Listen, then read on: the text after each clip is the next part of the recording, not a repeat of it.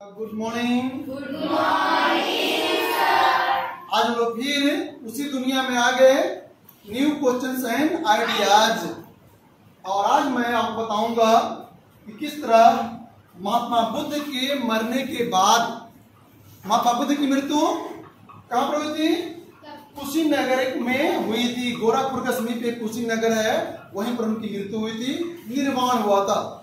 उसके बाद ये बौद्ध धर्म जो है डिवाइडेड इनटू 3 भागों में, 3 शाखाओं में बट गए। एक को कहा गया महायान। क्या कहा गया? महायान। वैसे लोग, वैसे उनके भक्त जो उनके स्टैचू बनाकर उनकी पूजा करना शुरू कर दिए, स्टैचू बनाकर, मूर्ति बनाकर उनकी पूजा करना शुरू कर दिए, उनको कहा गया महायान। और जो उनके सिद्धांतों को लेकर चले, उनके प्रिंसिपलों को लेकर चले, अहिंसा, परमो धर्म या जो भी चीजें हैं, उनको कहा गया हीनयान। महायान कहा गया जो worship to statue Mahatma Buddha. और हीनयान किसको कहा गया? जो उनके आदर्शों को, सिद्धांतों को लेकर के चलने लगे, वैसे लोगों को क्या कहा गया? हीनयान। और एक और सेक्ट उसमें जन्म लिया। वो लोग क्या हो गए?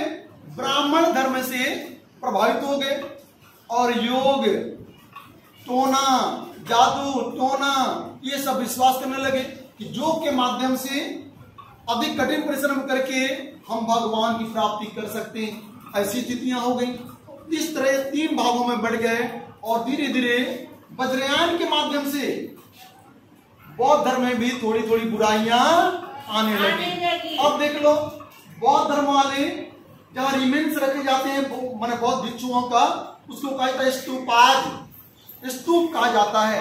ध्यान दीजिएगा भाई। और देखो स्तूप ऐसे बने होते, जैसे आपने सुना होगा सारनाथ में भी स्तूप है, सांची में स्तूप है, वैशाली में है, राजगीर में बहुत से बच्चे हमारे राजगीर में भी गए हैं। तो इस तरह स्तूपाज। और जहाँ बौद्ध धर्म वाले पूजा करते हैं उनको चैत्य कहा जाता है। क्या कहता है? चैत्य। और जहाँ बौद्ध भिक्षुक लोग ठहरते हैं, रहते हैं, उनको बौद्ध विहाराज कहा जाता है। क्या कहता है? बौद्ध विहार कहा जाता है। ये क्लियर हुआ?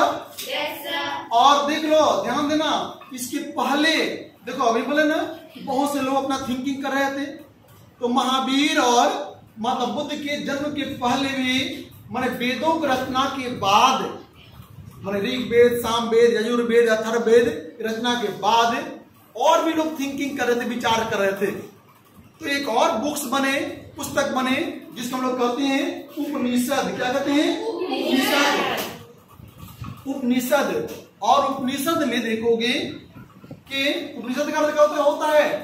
गुरु के बीच, गुरु के समीप बैठकर पढ़ना, conversation between teacher and student, माने छात्र और शिक्षक के बीच वार्तालाप किसी विषय को लेकर। पहले तो यही होता था। और वहां पर क्या हो रहा है भाई? जो वार्तालाप हो रहा है, अब देखो उपनिषद के बारे में आपने बहुत सा सुना होगा। छांदोग्य उपनिषद, कठोपनिषद, ये ऋषियों ने लिखा है। किसने लिखा है? ऋषियों ने।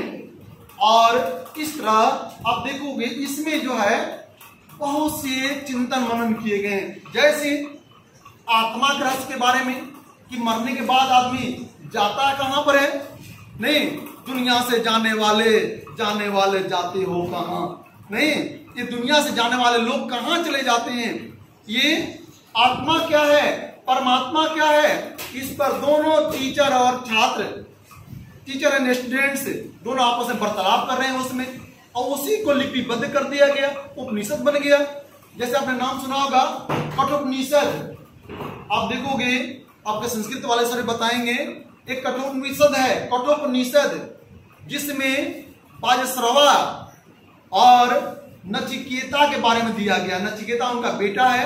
एक कहानी है कि किस तरह वाजश्रवा जो है यज्ञ में बूढ़ी गायों को दान दे रहे हैं। जहां तो आपके घर में वैसा होता है कि दूसरे को देना है तो अच्छी चीजों को दोगे।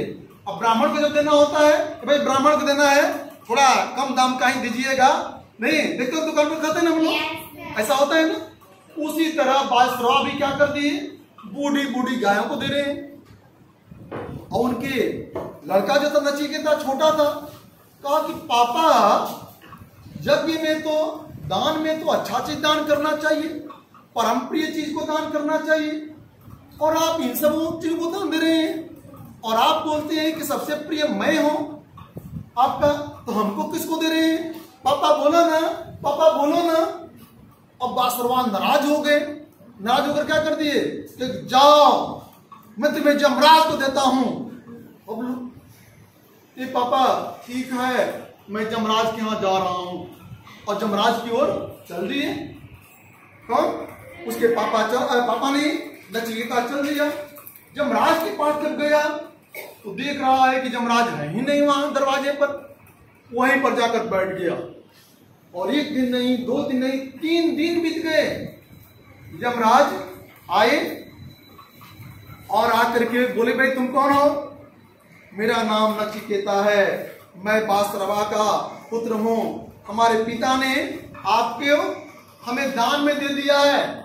क्या करे भाई, हमारे पास तो मरने के बाद व्यक्ति आता है, तू जिंदा आ गया है, ये कैसे होगा?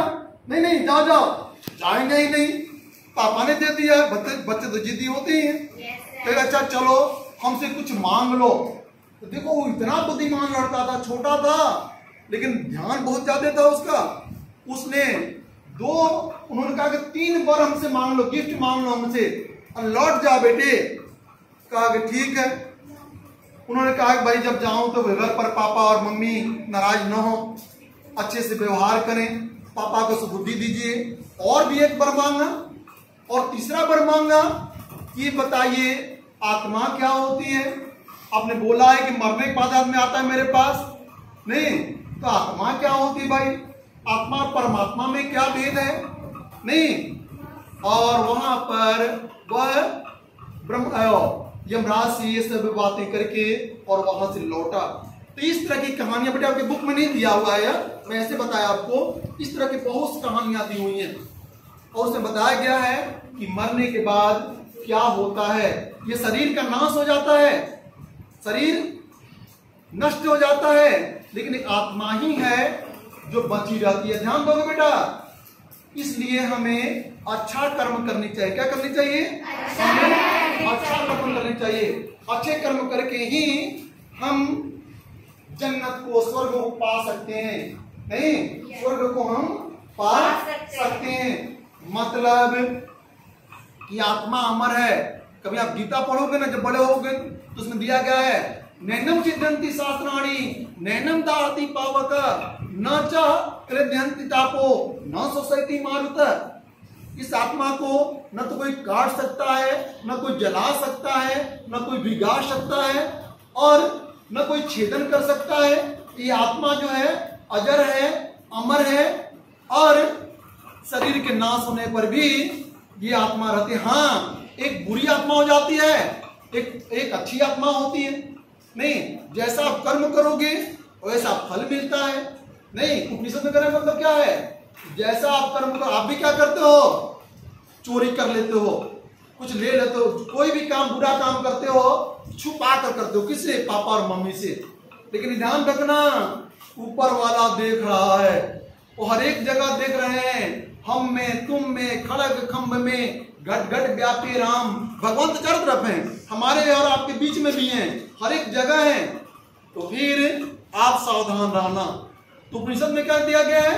आत्मा और परमात्मा के बारे में दिया गया है। जिस तरह नदियां क्या होती हैं? बहते हुए और समुद्र में मिल जाती हैं और वहां नदी का कोई अस्तित्व नहीं रह जाता है, उसी तरह अच्छी आत्माएं ध्यान दोगे, अच्छी आत्माएं क्या हो जाती हैं?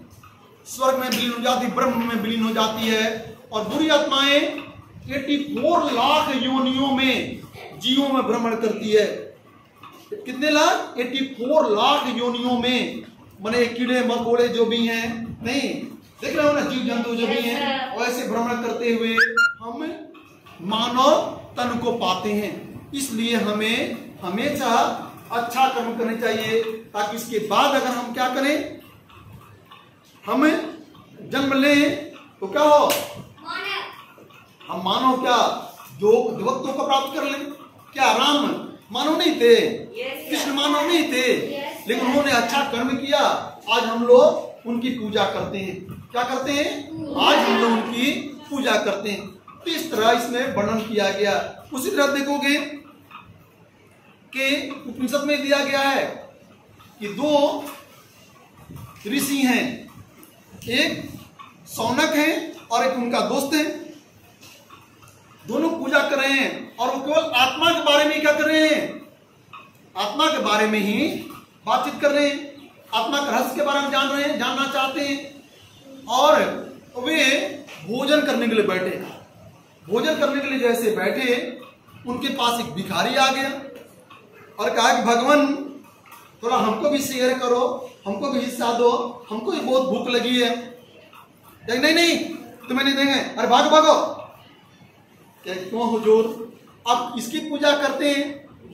नहीं, तो उन्होंने बताया यूनिवर्सल सोल की, यूनिवर्सल सोल मीन्स ब्रह्म, परमात्मा। नहीं, तो उसने कहा कि यूनिवर्सल सोल की पूजा करते हैं और आप बताते हैं कि यूनिवर्सल सोल जो आत्मा जो चारों तरफ, परमात्मा जो चारों तरफ विद्यमान है, तब तो वो आप में भी है, हम में भी है। तो मैं अगर भूखे रह जाऊंगा तो क्या भूखा नहीं रहेंगे? तो हमको न खिलाकर आप परमात्मा को तौहीन नहीं करिएगा। इसलिए आपको ऐसा नहीं करना चाहिए। और तब जाकर उन ऋषियों को ये ज्ञान हुआ कि नहीं भाई, हमें भी कुछ करना चाहिए। और तब वो क्या किए? उस भोजन में से शेयर किए, हिस्सा दिए। किसको? उस भिखारी को भी। और उसने उन्हीं लोगों को जो ढूंढ रहे थे क्या चीज के बारे में? आत्मा के बारे में, परमात्मा के बारे में, कि आत्मा और परमात्मा दोनों एक हैं, इसीलिए किसी जीव को दुख नहीं देना चाहिए। और बहुत से लोग उसमें चिंतन कर रहे थे। आपने नाम सुना होगा, एक ऋषि थे जिनका नाम था पाणिनि। क्या नाम था? पाणिनि। उनका नाम था पाणिनि। एक ऋषि थे जिनका नाम था पाणिनि। और उन्होंने क्या किया कि एक बहुत बड़ा किताब लिखा, व्याकरण लिखा, जिससे कि आज जितना भी हिंदी इंग्लिश जो भी देख रहे हो अपना व्याकरण, ग्रामर, उससे बना है। उन्होंने जो किताब लिखा उसका नाम रखा सिद्धांत कौमुदी। क्या रखा? अष्टाध्यायी। क्या नाम है? अष्टाध्यायी। उनके बुक का नाम क्या है? अष्टाध्यायी। उनके बुक का नाम है, उनके बुक का नाम है अष्टाध्यायी। अष्टाध्यायी मतलब मन व्याकरण है, जिसमें संस्कृत के बारे में दिया गया है और बहुत से चीजों का उसमें वर्णन किया गया। और कहा जाता है कि पाणिनि समान व्याकरण संसार भर में कौन है? इस प्रश्न का सर्वोत्तर उत्तरोत्तर मौन है। पाणिनि के समान आज तक कोई व्याकरण नहीं हुआ, व्याकरण लिखने वाला नहीं हुआ। और कहाँ के थे? कहाँ के थे? भारत के ही थे। नहीं तो बहुत बड़े बड़े ऋषि महर्षि हुए जिन्होंने क्या किया? ऐसे ऐसे बुक्स लिखे, चिंतन किए। और आज हमारा देश इन सब क्षेत्रों में विचार किए, नहीं मनन किए, ये सब क्या है, कैसे है। और मनन करने से ही, चिंतन करने से ही विकास होता, वैज्ञानिक विकास भी होना शुरू हो गया। तो बेटे आप समझ गए? इसके बाद दूसरे दिन मैं आपको बताऊंगा जैन धर्म के बारे में। किसके बारे में बताऊंगा? तो फिर आज रहने दें। थैंक यू, धन्यवाद। ठीक है बेटा।